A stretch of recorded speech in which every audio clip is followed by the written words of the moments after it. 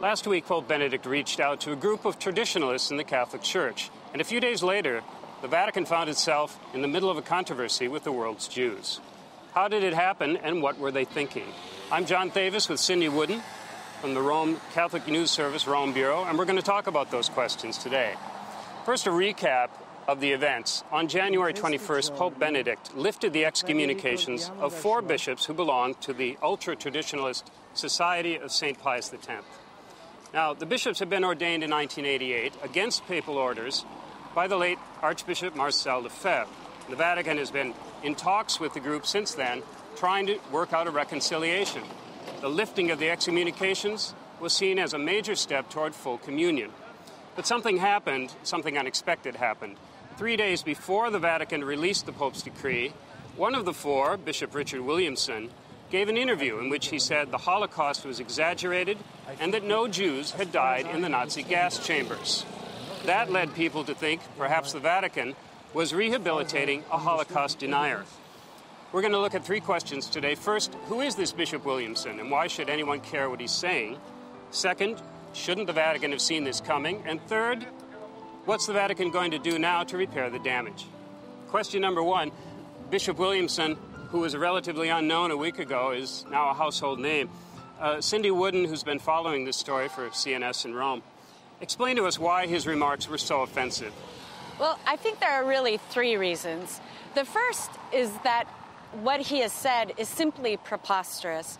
It goes against all of the historical evidence that we have, the testimony of the survivors, of the soldiers who liberated the camps, of the Nazis themselves who kept meticulous records of all of their plans and actions to rid Europe of Jews. And they succeeded to a large extent. They killed 6 million Jews. Secondly, in most situations, Holocaust denial is a symptom of anti-Semitism. And both Pope John Paul II and Pope Benedict XVI have said anti-Semitism is a sin. Third, I think this shows just how far outside the Catholic mainstream Bishop Williamson is. So that leads to the second question. Shouldn't the Vatican have anticipated the reaction that occurred?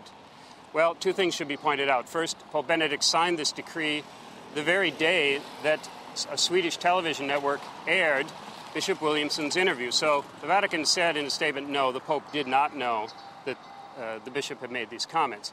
But by the time the Vatican published the decree 3 days later, everyone at the Vatican knew what the bishop had said, and the whole world knew as well.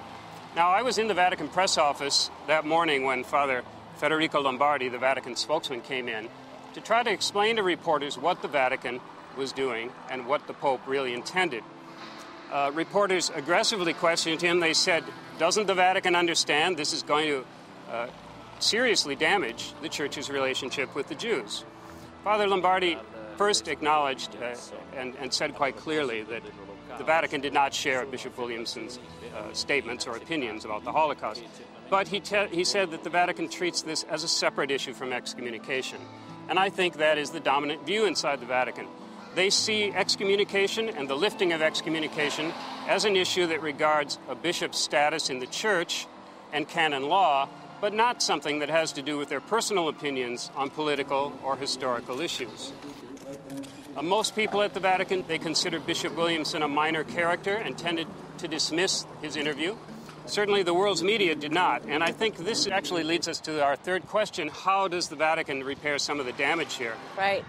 Well, the first thing they did was the Wednesday after this happened, at the end of his audience, Pope Benedict very forcefully and very solemnly shared with the public his disappointment with the statements that had been made, his support for the Jewish people, and his recognition of the Holocaust as a horror and a sign of the depths of evil that is possible in human life.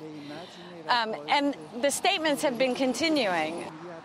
Now, some people are asking, what does this do to future talks between the Vatican and the Society of St. Pius X? Well, on one hand, of course, those talks won't be affected so much because the future talks concern technical details. But I think one thing this episode has done has moved the Second Vatican Council and its teachings back to center stage in those talks. And just in today's statement again, the Vatican made it clear that in order to reach full communion, this society is going to have to accept those teachings. And I'm sure what they have in mind is not only generic statements from Vatican II, but the specific teachings on interreligious dialogue. I'm John Thavis with Cindy Wooden, Catholic News Service in Rome.